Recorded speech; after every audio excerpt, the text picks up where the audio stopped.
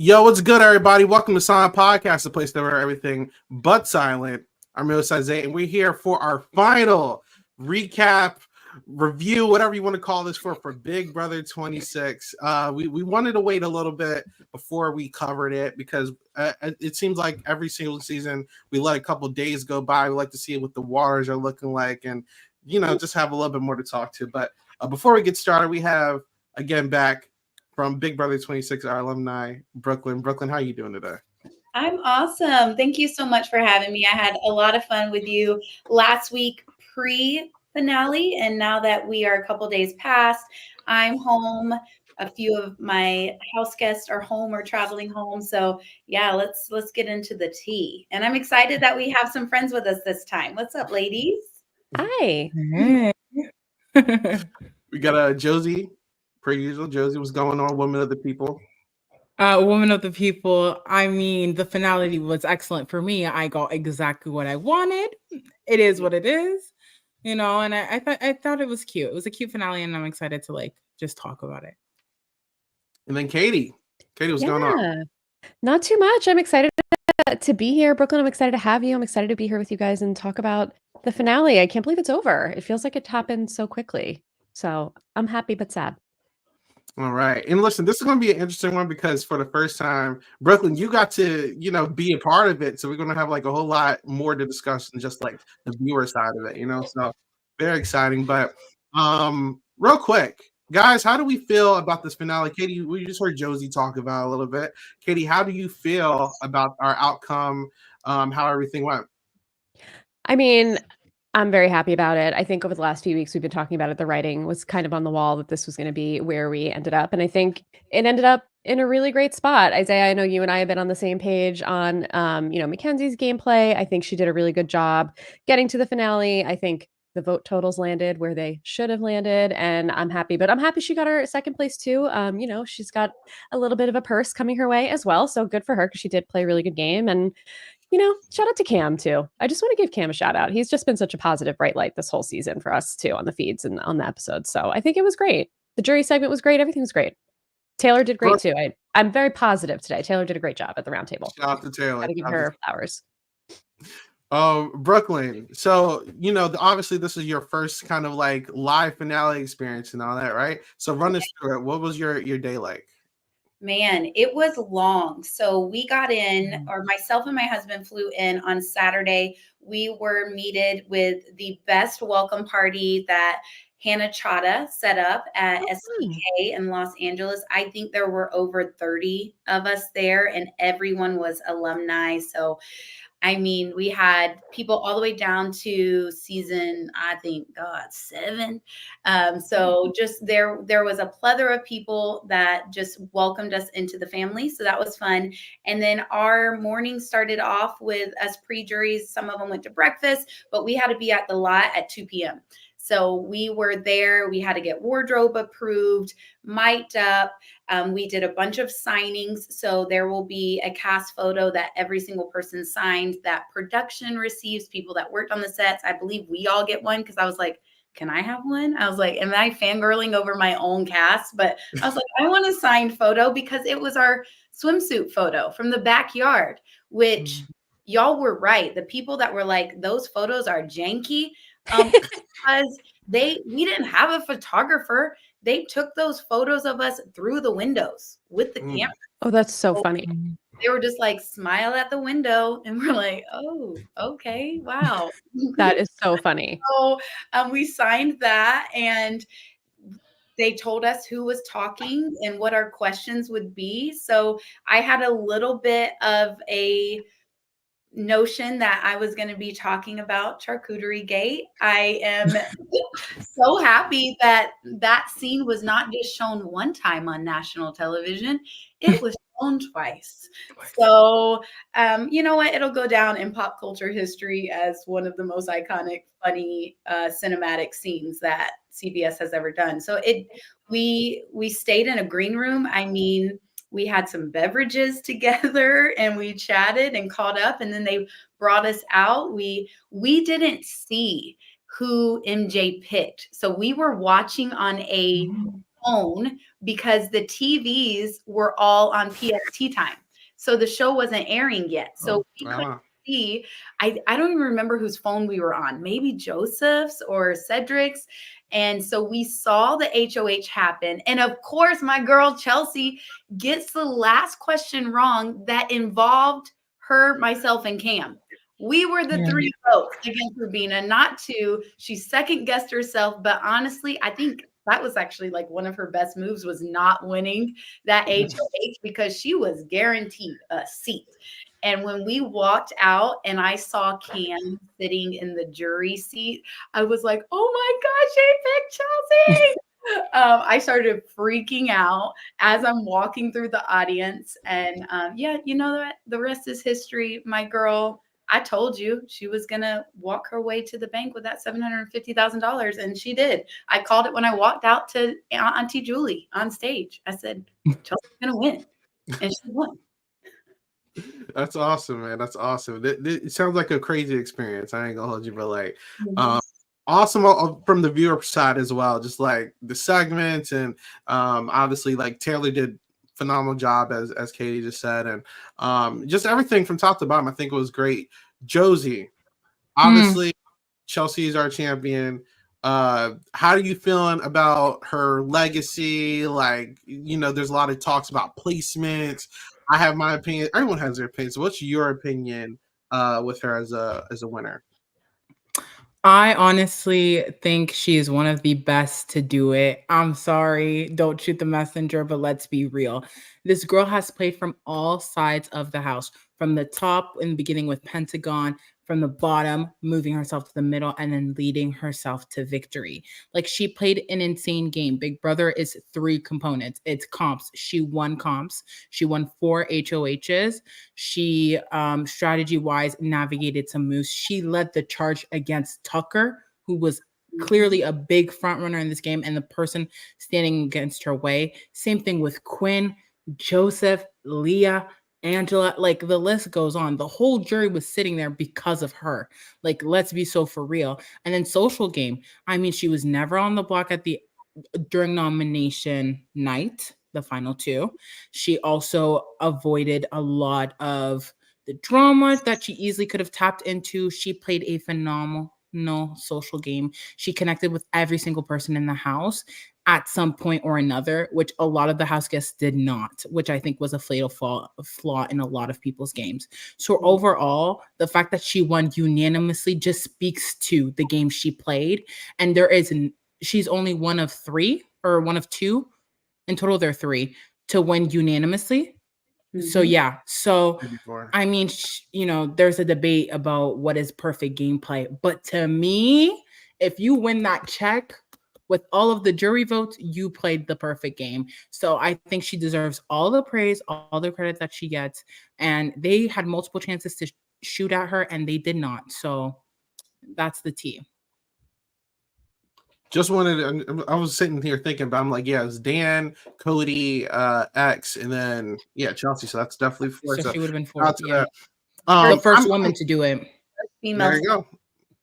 Absolutely. And I'm really like uber critical of like Big Brother players, right? Like, because I take like legacies and like ranking so seriously. And I think there was somewhere mid-season where they were like, Chelsea's like easily like top 15, top 10. And I was like, that's not actually hard to believe, because like I'm usually like a gatekeeper. I'm like going down the list. I'm like, that's not hard. And then the deeper she gets, I'm like, okay, maybe she's top 10. She's top 6. I'm like, if she wins, like she might crack my top 5. Like, she's, in my opinion, like my order is always kind of like that big 3 of like Dan, Will, and Derek. I have her like right under there for me personally, because I just think that she played such a dominant game. Obviously not flawless. It doesn't matter. There was obviously some points, especially like the janky week or the early weeks with Tucker. Like there were points where she did lose a little bit of control. There was a little sloppiness, but it didn't matter. I actually wanted to ask you guys, and anyone can kind of hop in whenever they want. How Cam and McKenzie, they're 2 different stories. But we can start with McKenzie. McKenzie, obviously having multiple chances this season to kind of like make these big moves to kind of like escalate her up to like a winning position. This is her last opportunity to really do what she needed to do, and she still takes Chelsea to the end. What is the viewpoint on Chelsea on Mackenzie's game? Is she still seen as like this great player, or is like I don't know? And Brooklyn, obviously, I know you're friends, so like. Agree with that. I'm going to chime in from inside the house and what I think. And I FaceTimed, or I didn't FaceTime. I voice memoed back and forth with MJ today, and she's flying home. So we haven't had a deep dive yet. And we talked a little bit at finale. And listen, sis played the game she had to play. So Chelsea made that the point to where she played the game she wanted to play when she wanted to play it. MJ played what she had to play, because I will give it to her. We were giving her nothing week 1 through 4. Nothing. We didn't tell her anything. She wasn't included in anything. And she was going to be gone week 3. If she didn't win that arena against Cedric or week 4 against Cedric and Rubina, she was gone, like fast and without hesitation. And so after that week, when Chelsea and I brought her in, I feel like because of that, and because I then left and Chelsea was her only for that time frame, she gave her game. And it was loyalty to a fault of hers. And she had the chance at the Final Four to get Chelsea out. And when she didn't, I knew then that it was going to be her downfall. I knew that she was playing the game of heart versus the game of strategicness. And, she did what she thought she could. And she truly believed that her competitions would win over anything else. And that's just not the case. It's like Josie said, you've got to play all sides. You got to be that perfect diamond that looks good in any light. And she didn't look good in the social light. She looked good in the comp beast light that will win the challenge, but it's not going to win you, big brother. And she knows that. And I think that stings. I don't think it should discredit her game. And that's where I think people are nasty, is when you discredit someone for the things that they did do right. So give her her roses, give her her $75,000 bag for the game she did play. She just missed the mark on the other side of it. I mean, I'm just going to jump right in because I feel like I've been MJ's advocate. Yeah, and that's true. And I've been wanting for her to do well. Obviously, Chelsea was my number 1, but she was my number 2 with the people left in the house, I fear. I think MJ played the best game that she could, to your point. Like, if we go back and we look at our previous recordings and we were doing our rankings, we had her always at the bottom. Always. We did not even think that this girl could be in the position that she was in. And I think they needed each other. When Brooklyn left, I feel like MJ and Chelsea needed each other and they benefited from each other. And that's what got them to the position they were in. Obviously, I think Chelsea is a great player. Don't get it twisted. But I don't think that Chelsea could have played the game she played without MJ. And I think that shows that she was vital in this game. And I think she did do things that were smart for her. And there were things that I wish potentially could have been better for her game. Cutting Chelsea was the game-winning move. We all know this. We all understand it. But to almost like reduce MJ and say she's like the worst player ever, like to me, that makes absolutely no sense. In the 26 seasons that we have had of Big Brother, okay, since the 2000s, you're telling me that MJ, Miss Comp Beast, is the worst player I've ever seen? Come on. No, you guys are so extra about it. You guys, I don't even think Cody got as much flack as they did with Derek. I think MJ's getting way more flack than Cody did with Derek, which is crazy because in concept, it's the same thing. Now, I'm gonna let y'all cook on that. Y'all can come to your own conclusions, but I said what I said. I think Go ahead, Katie. Go ahead. Sorry. I think the biggest difference to me and between Chelsea and McKenzie, obviously there's a lot of differences, but I think the main thing that sticks out to me is how self-aware Chelsea was around every single move she made, why she was making it, the impact that it had. And then I think McKenzie lacked the self-awareness or like the game sense to be able to even be prepared enough to speak to it at the end. Like, I think maybe she could have potentially gotten a vote or two. My question is still out on Angela and Brooklyn. I don't know if you have any inside info. If, when Chelsea said, that MJ couldn't stand Angela since day 6, if if that changed Angela's vote or if she was always going to vote for Chelsea. It seemed questionable in the moment, the way that we watched it on TV. So, but I think, she could have gotten a vote or two if she maybe prepared a little more for the speech or really had a good mind for just the full aspect of the game and not only the competition. So I would have liked to have seen a little bit more from her from that end, but I do think she played a great game. She did what she had to do to get there. And Josie, I think exactly what you said is right. Around Brooklyn, when you left the game, she slid right into the perfect spot to take that place that you had as Chelsea's right hand. Obviously she had Cam too, but I think obviously she needed someone else that she could really talk game with. Cam really wasn't that to her. So I feel like she did all the things she needed to do. I think it's just the fact that she didn't have the self-awareness enough to like bolster herself the way she needed to. Katie, you're so right. And when you mentioned in the DR and just knowing what type of game you were playing, Chelsea is a key narrator in our season. She shined in the DR and she knew exactly what she was doing. That is the difference in her game and a lot of people's game. What you didn't see was a lot of Rubina in the DR, just because, especially at the beginning, and even at the end when she was one of the only people there. And so you could tell who was very mindful in what they were doing and was able to explain that like with their words. And so I knew right away with Chelsea being a public speaker, because I come from that background, that she was going to be really good in the DR and then also really fun to watch if and when she made it to the final two. And I knew that MJ would struggle there. So I was joking with my husband the other day.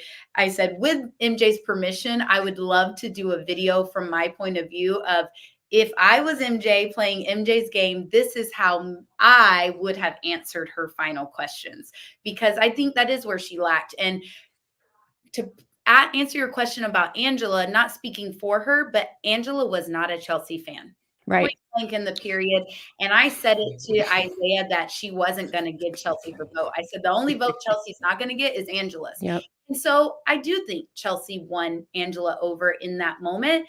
Angela's also a character though, and she knows exactly what she's doing. And so she plays it up. We had great conversations finale night about a lot of stuff. I love Angela as a person. I don't think that she means ill will, but she knows the character that she was cast as. And she likes to give a little shade and face and do what she needs to do. But yeah, her saying she hated you. Since day 6. I mean, and then her face. It was day 5 too. It was morning of day 5. We know it was right before our veto ceremony. And I was in a towel. So I will not forget that. So look, I'm gonna keep it a stack. And before this is all game, this is all show. Okay, I'm gonna be very unfiltered. Listen, Here you go. Listen, I'm sure she's very nice. I actually like MJ as a character. I would say at that janky week, I was like about to scream to the heavens of like McKenzie actually has a chance to like take this, right? But when the feeds came back on, and then I see like, I'm going to protect Chelsea, I'm going to go after like Chemo Rubina, I was just like, or no, Angela and Leah, boom, like my heart sunk, because I feel like before that week, I would actively hear her say two things. One, that she's aware that like if Chelsea gets to the end, she wins. And then two, if her and Cam are so close and they will like take each other to the end. Now, obviously, with our interview, Chelsea said she would have took McKenzie, so obviously she was completely just like capping on that. But regardless, she has like highlighted that like she understands Chelsea's like this huge threat.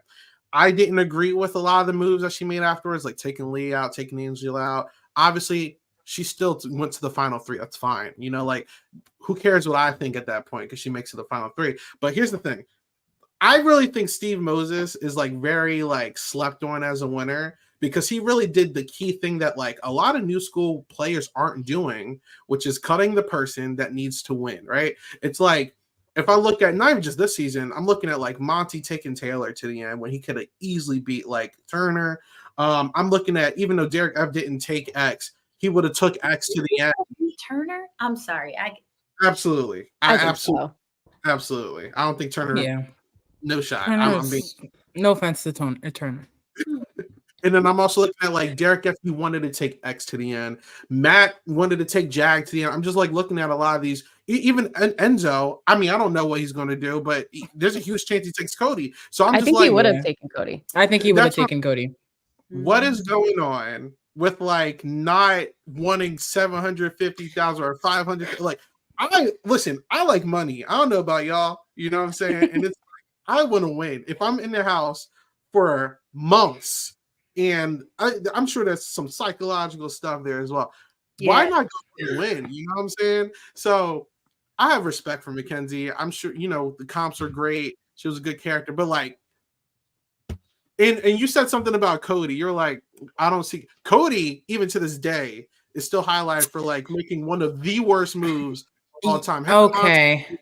The worst moves of all time. McKenzie's up there now too, I think respectfully. it's just fresh Oh, with McKenzie. I Right? Yeah, think so. I think that Cody does get flagged. I don't want to negate that. I'm just saying, in terms of in the moment, what I remember sitting on Twitter.com, being on the tweets, the timelines, and it wasn't like this bad. Like it wasn't this bad, in my opinion. Maybe it's because times have evolved and Twitter is what it is now. So maybe that's why. But from what I remember from that day versus when Chelsea won, they're not the same. However, I want to say to your point, Isaiah, that I want to give grace also for MJ because it's like we as viewers see everything. We are Big Brother if we're taking the concept of the show, right? So we get to see live feeds, we get to see what the jury's thinking, we see DRs, we see all of these things, and the house guests don't.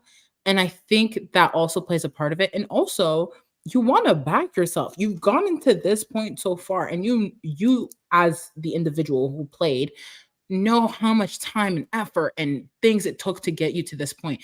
MJ's story is a story of an underdog. It's not that she doesn't have a story and that she was going into this, there was no way.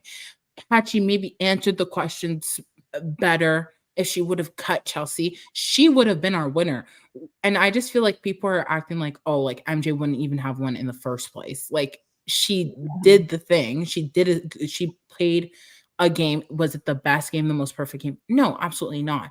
But I just feel like, you know, we there should be a little bit more grace with MJ, in my opinion, because I feel like there lacks some. I'm not saying that it's not. I don't think anyone should be warranted of hate, but I understand why people are like, well, this is the worst move ever. Like, why would you do that?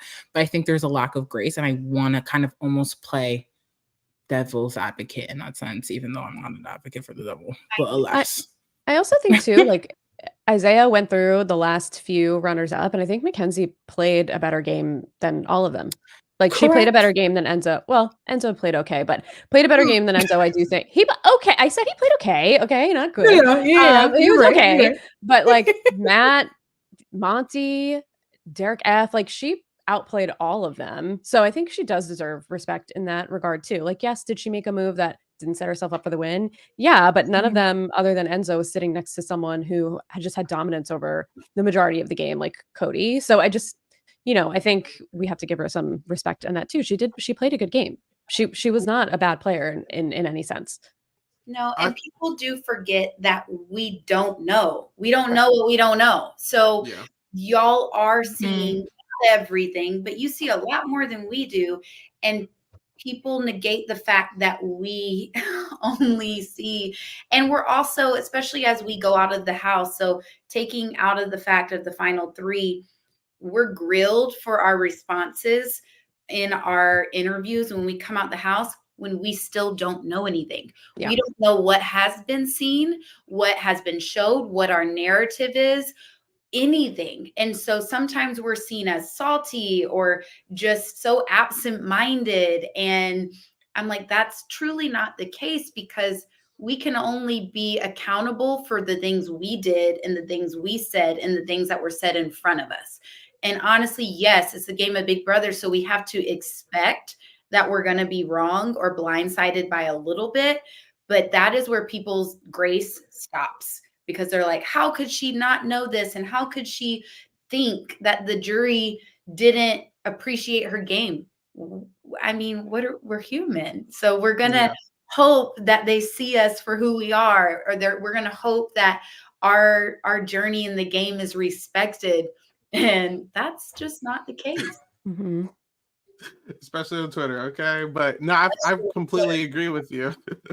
That's why it's like usually when we do like postseason stuff, we wait like a week, obviously, for the recap, and we actually wait like a long time before doing like long interviews and stuff because I want people to like really get like a sense of like what their game was and everything. You know, the show doesn't show everything, obviously, but No. regardless, you know. So, but yeah, I agree. And actually, Hara said something in the chat. I completely agree.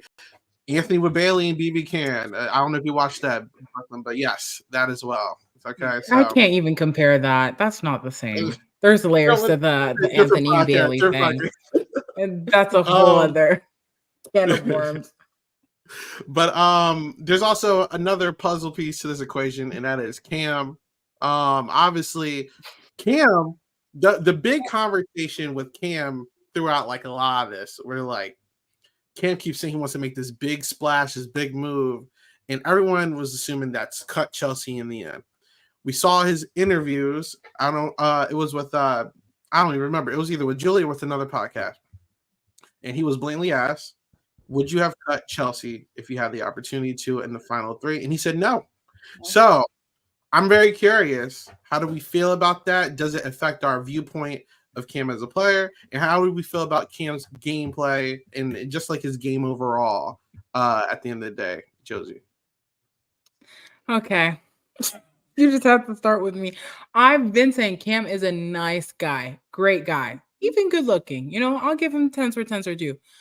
Game wise, it's like he lost me. Like, I think it was like week 3 when the whole like Pentagon got exposed and he said, I'm not lying anymore in this game. Like, I don't want to do that. I was like, that's so sweet, but this is not the show for you.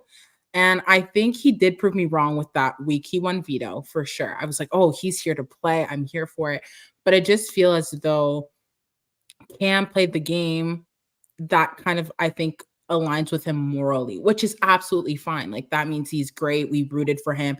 I am a dog at the crib. I have it in my bio. Like, let's not get it twisted. I am Team Cam. But to me, he just didn't have that resume. I don't know what he could have said in front of the jury to advocate for himself as what was his game-winning move. I genuinely could not see it for him. His best move was to be aligned with Chelsea.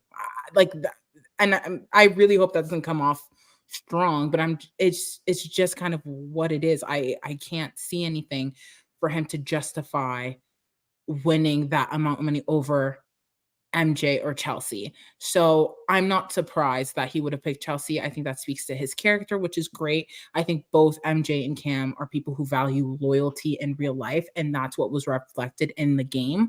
And so as a result, like, it wasn't a surprise to me that he would have kept Chelsea. I knew she was going to make it to the final 2 shares, whether she won or someone else had the chance to pick her. So it doesn't change my perspective on him. I kind of would have wanted him to be America's favorite. I think he was fun. I enjoyed him. But game-wise, strategically, I just didn't see an argument for him. Yeah. I'm happy Cam gets to get his haircut finally. You know what I'm saying? Because big brother.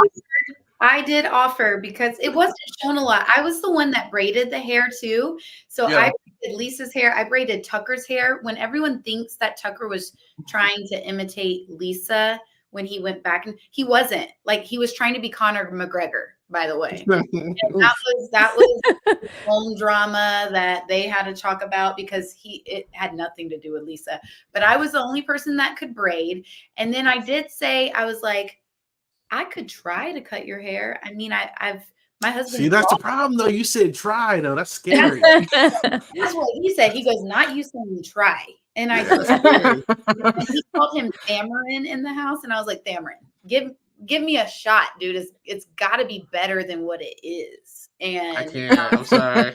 But I agree with Josie. He was going to lose between both of them. Mhm. So why not take your A1 day one? Why not take the person that you were most loyal to and that you love, platonically, friendship, whatever. I'm not going to get in their business. So that's just that. And there wasn't a world that he was going to take MJ, and it wouldn't have helped him. It would have only made him look bad. And the AFP thing, I think casual viewers versus the people that saw him on live feeds and saw his personality and Cameron is so funny. People don't know how funny Cam is. And that is something that I loved about him so much is he did not let me sleep. Like he roasted me on and off camera. We talked about that too. I brought up the Michael Jackson thing to him. I did. And he didn't deny it. And he laughed about it in the club. And we still need to have another conversation about that. But he's so funny. But he's loyal and he's a sweetheart. And he is going to make the best husband and daddy ever because he has a heart of gold and he can't do no wrong. And that is a person that can't win Big Brother. Yeah. Sorry. Yeah, I think what was so nice about Cam and what I appreciate about Cam is that I feel like every season we see, these big athletic guys cast and, sometimes they're problematic, sometimes they're just not fun to watch, sometimes whatever. But Cam just had such a good, kind-hearted, nice, positive personality. We saw him on the feeds, we saw him on the show, the dogs at the crib. Like he was just a great person to watch and root for, even though, maybe he wasn't made for this game and that's okay. We know he wasn't really familiar with it coming into it. And some people take to it. Like it seems like McKenzie really did take to it and learn as she was going. But Cam, he didn't win any comps other than that one veto. And that obviously you need to get into a position where you can make some decisions at least once or twice in the game. And he didn't. So, but I'm happy that he got 3. I think he was a good guy. And I think he gave us just a nice positive vibe over the season. So I'm glad we had him. Sweetheart too. Yeah, he seems great. Mm-hmm. I wanted to ask, so Katie, we're looking in chat real quick. So Shine and Joseph both kind of asked the same thing. In Brooklyn actually just touched up on it a little bit. Do we think Cam could have beat MJ? Because we're looking at the jury segments. I was shocked that there was a lot of positivity from Quinn and Tikor and some other people kind of giving him props for certain aspects of his game. But do we think that's even enough to even beat MJ in this situation? No, he would not have won against honestly anybody but maybe Rubina. So if for whatever reason it ended up him and Rubina in the final 2, he could have beat her. But that is it. That was his only path. And it wouldn't have happened because he wouldn't have kept her over. If he was in charge, it would have still ended up the 3 that were there because of his loyalty. And that was his downfall, the loyalty factor and the fact that he couldn't win things. And I will say, people forget how good he was at certain things and how close he got. We never get roses for second place. We don't. I was second place in Code Tower. I came the first HOH, we were the highest scoring second place, and that's why we got out. So he was 3rd on the wall. He was second place in Bad AI when Angela targeted me. He came close a lot. He came really close to the egg comp.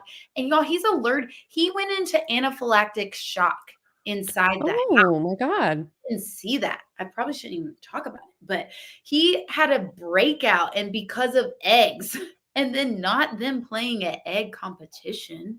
And he still did good at it. So the man didn't suck. He just didn't win one. And you don't get credit for second or third place. It is what it is.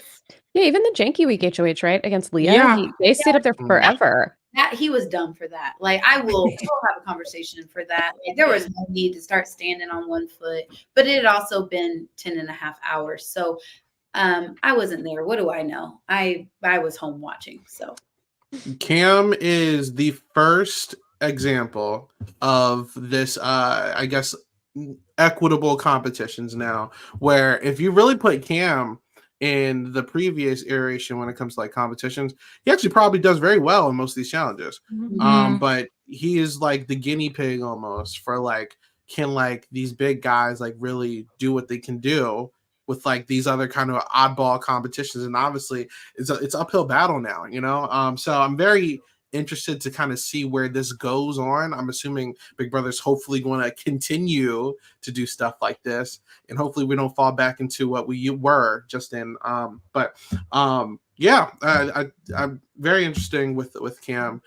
We have a couple more things I want to talk about before we wrap up, and it's more so with I guess the season and then the future of BB season. So first and foremost, let's talk about some of these twists. There's a whole lot going on. How do we feel about these twists, guys? Specifically, the AI arena, which is almost kind of like their test with something like Battle of the Block again. But we saw Battle of the Block 2 times, obviously very broken, so they stopped doing it. Do we think that the AI arena could be like this new staple that they should try again in season 27, or should they just get rid of it? I liked it. would. I thought it kept the beginning of the season very interesting and fluid, which I like. Like, I think it's a mix of the competitions and the types of competitions we saw in the beginning and the twist. But I think it really did make the season very dynamic. And again, I don't know if it's more of the comps or the AI arena or both, but I would be open to seeing it moving forward. Maybe not every season, because I do think someone could break the twist or they would figure out a way to game it or something. So it could get very old very quickly. But throw it in for a week or two. Why not? Yeah. I honestly kind of don't want to see it come back again. I think if it's nice one, we can look at it fondly. Wow, the BBAI arena, that was a great twist. If we bring it back for another season, you will see everybody hate on it. I just know it. And also, I think it takes away one of my favorite parts of Big Brother, which is the back door. You can't backdoor someone in the BBAI arena, because the whole concept behind it was this person can't compete in the POV. Therefore, when the POV is won and used, that person goes on the block. Well, you take away the back door, because then they just get to compete in BBAI arena. Like, that to me is a very fun part of the game. I think it gags the girlies. It gives us some of the best moments the show has ever had, and like the drama behind it. Whereas, like, okay, you get backdoored and then it's like, okay, well, I just have to prep for the BBAI arena. It just almost feels too comp heavy, and I don't like that. That's like probably my least favorite part of Big Brother is the comps. I'm here for the social. I'm here for the strategy, and even when we've seen BBAI arena used, it's like someone wins and then everyone just kind of stands there and like looks at each other. And Julie's like, Julie's like, okay, you guys can go talk. And it's like they don't want to, or everyone just like congregates to one room. The only great iconic moment we had is when like Takor and Chelsea got away from that big group and we got that cute like camera switch from a like production area. I was like, oh, I'm this sorry, is so when we fun. saw Brooklyn tell Rubina she was gone and then she wasn't gone, that was pretty iconic. I will speak on that, Joseph. I agree with you to an extent. The AI arena, which I'm going to call it, that is going to be called the BB arena next year. I like that. It'll come back. I don't think it'll last 6-7 weeks. I think it'll be a 4-week or 3-week twist, where it's the first 3 weeks, the first 4 weeks, kind of more along the lines of the Battle of the Block the second time. That was shorter. I think it went a little too long this season, but it required us to play the game all the way through Thursday. Once it was ended, it was very easy to make decisions on Monday after renoms. That's what the casual viewers don't see, is there is so much time in the house.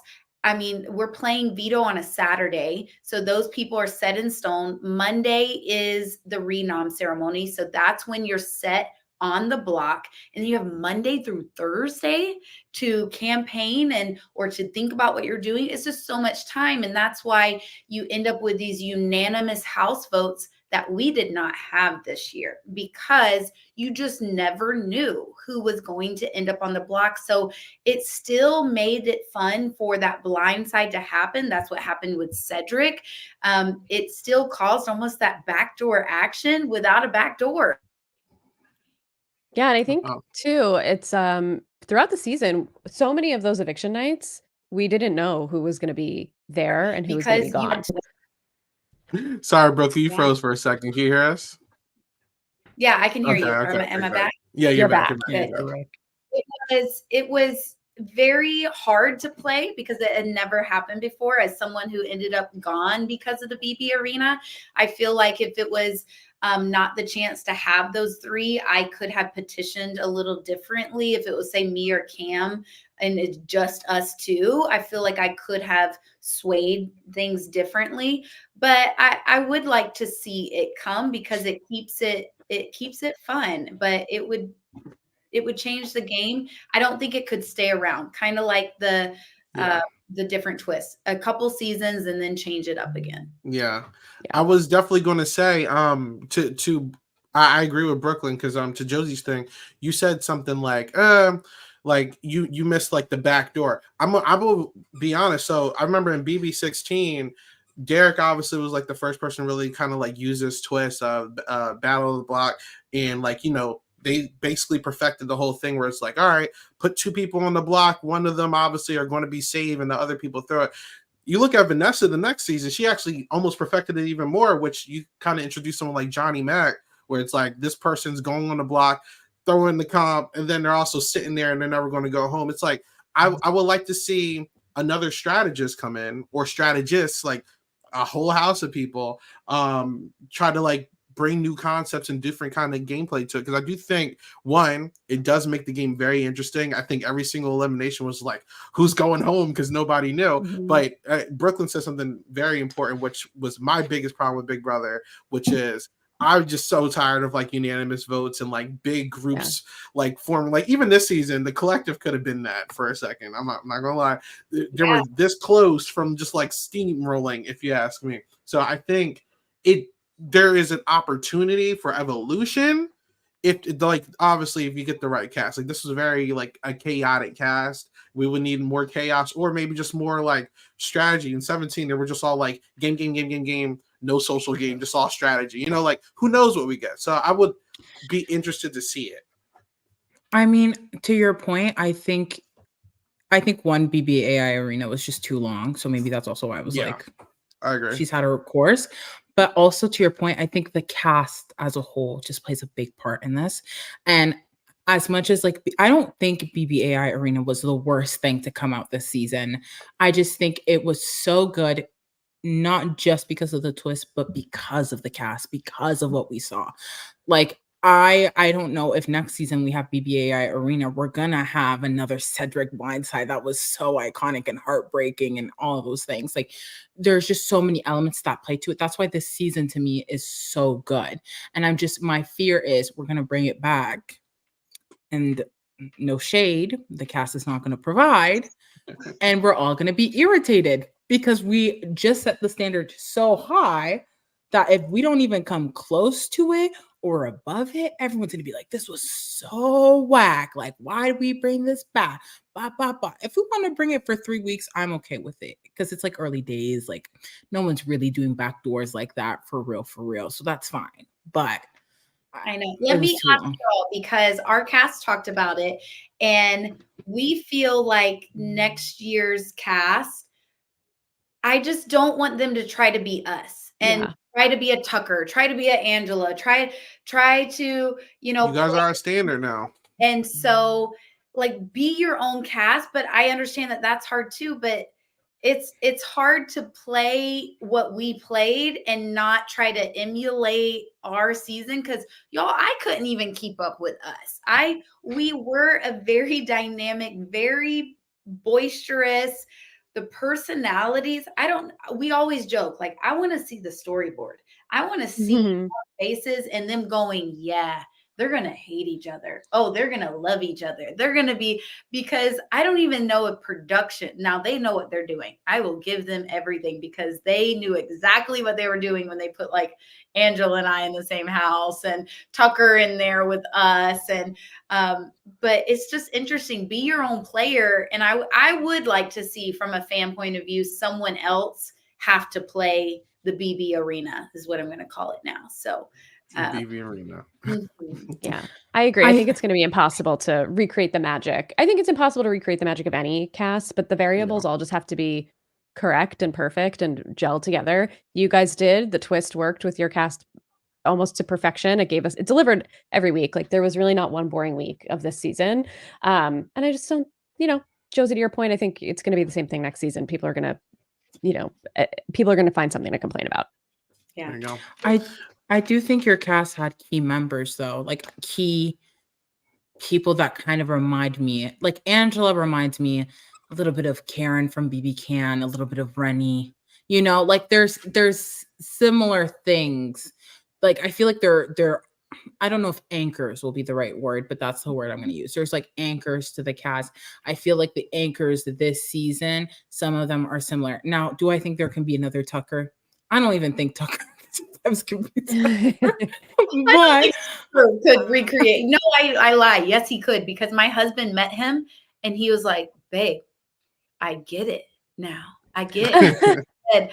And he is just, we love him so much. But Tucker, yeah. Carey. No words. No words for yeah. him. Yeah. I don't think anyone can recreate Tucker, but there are, I think, archetypes that I could see people try to grasp for. I mean, it's worked every time. When we have an older lady, let's be real, like she delivers, whether you like her or not, like she delivers something. And I think that those are things that you could kind of, casting just needs to like, I want people who want to be authentically themselves. Let's stop casting people who want to be the next this. Be the next. No more retired cops. No more cops. Yeah, enough. No, actually, that archetype can go. Quite frankly, that's fine. I will stick up for casting though. They push. I'll speak for myself. They really pushed me to like shed all of the stereotypes about myself. I know I'm sitting in front of crowns and whatever. This is my office. It is what it is. This is what I do for a living. They could have cared less about my pageant background. It was not a part of my storyline really whatsoever. It was semi-highlighted in my opening, but it's because of what I do. They didn't want to hear a thing about it. They wanted me to hear about my personality, to hear about how I would play. And I think that's what helped this season, because they knew I was insanely type A, that I have a short attention span for dumbassery, and I wasn't going to have a man tell me what to do at any time of the day. I'm married to a Marine that is 6'3" and 250 pounds. And if my husband doesn't tell me what to do, there is not a stranger that I live with that's going to do that. And so they were more interested in that. And so I think the next cast needs to forget about what they do and focus on who they are to be casted. So that's my advice. I don't care if you're an engineer and you this and that. I don't care. Yep. What are you like at home while you're sitting on the couch?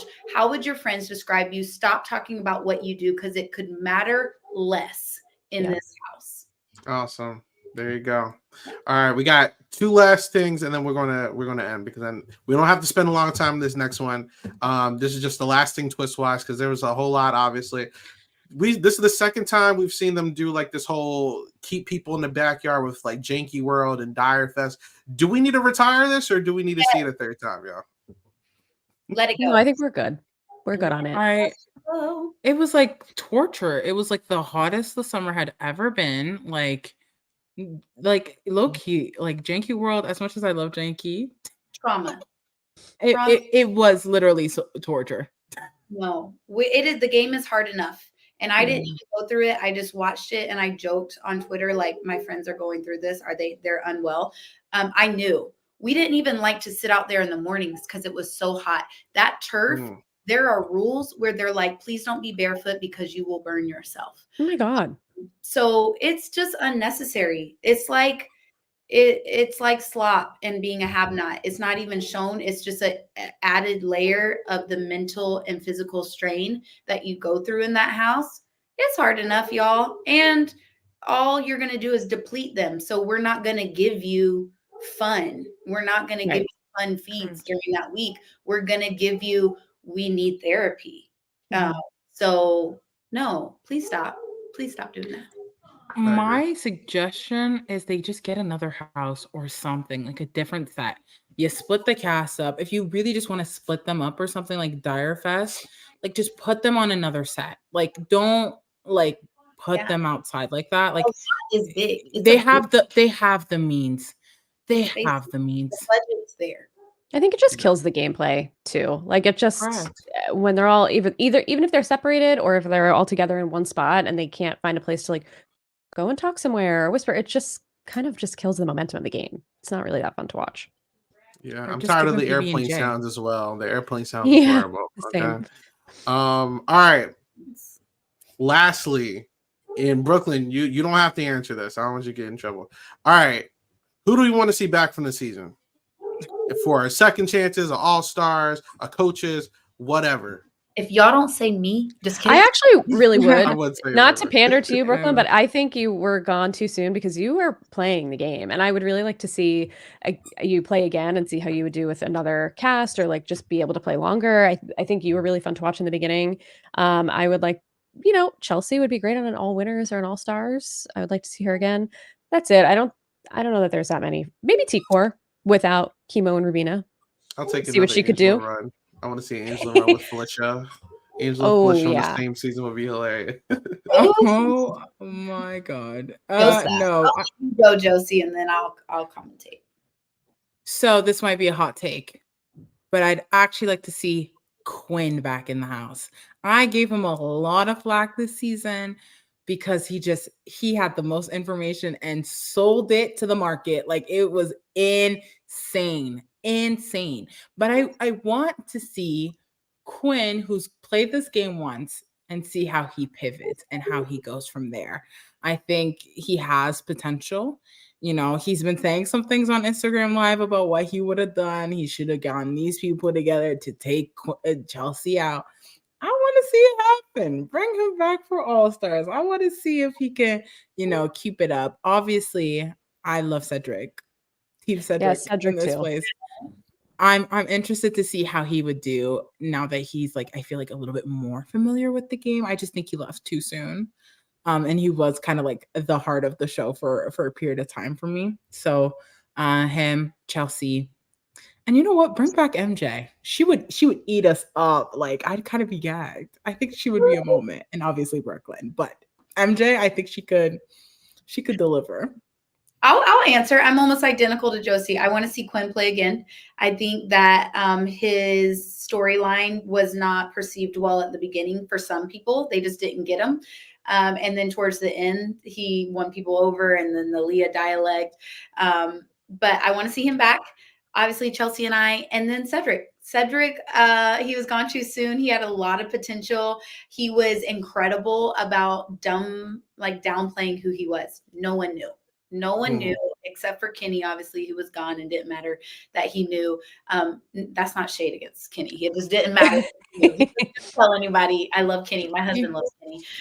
But I want to see him play. He just also, it was very stark difference in the house of recruits versus people that knew the show.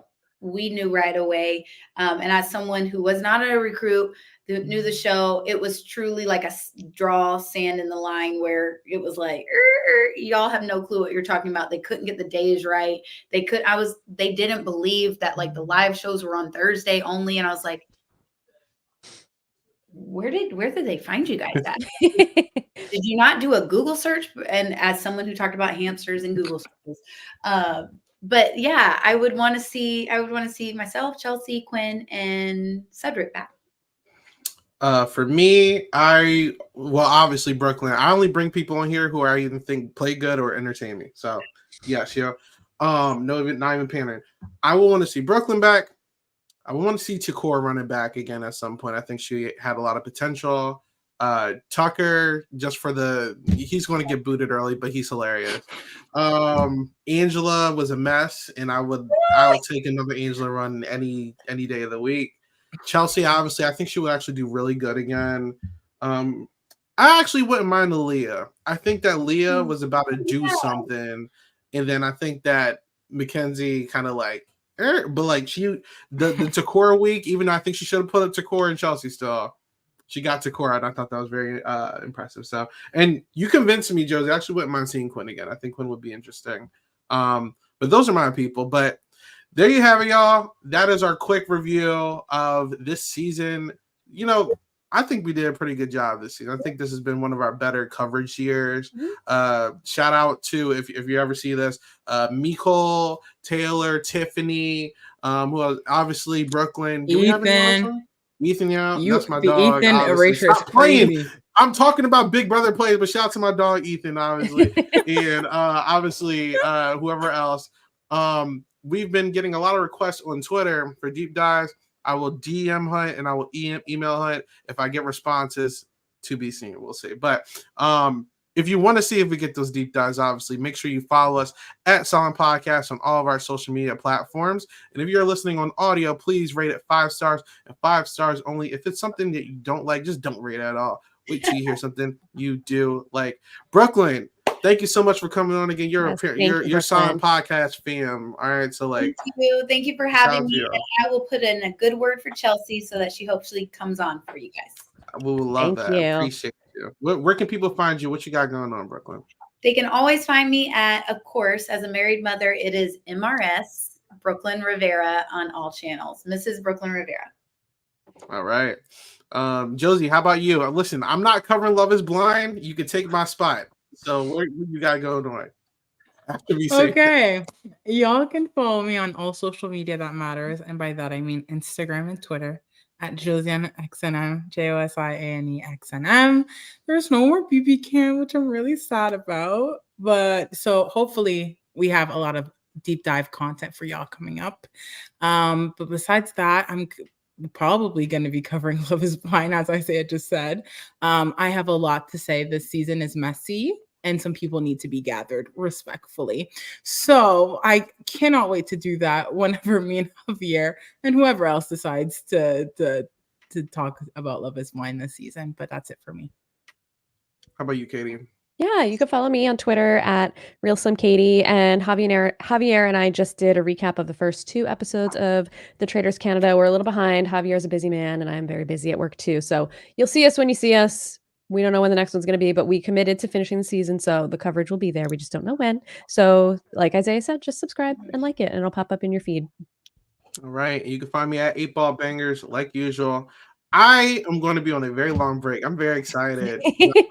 Anything. I have a wedding to pay for, but I'm going to be here during the off season doing a lot of fun stuff. We're possibly some ranking streams and bringing steals again with Lavina. I got a fun segment that I'm planning. I'm not going to say anything yet. And I got some edited videos I'm planning. Not going to say anything about that yet, but hopefully we get some deep dives. Make sure you check out Gia Worthy's coverage on Survivor. We actually have some crazy guests lined up for that. I'm not going to say anything about that yet either, but we got a whole lot of stuff going on here. So make sure you keep up with what we got going on. But until next time, have a good one. Bye. Bye.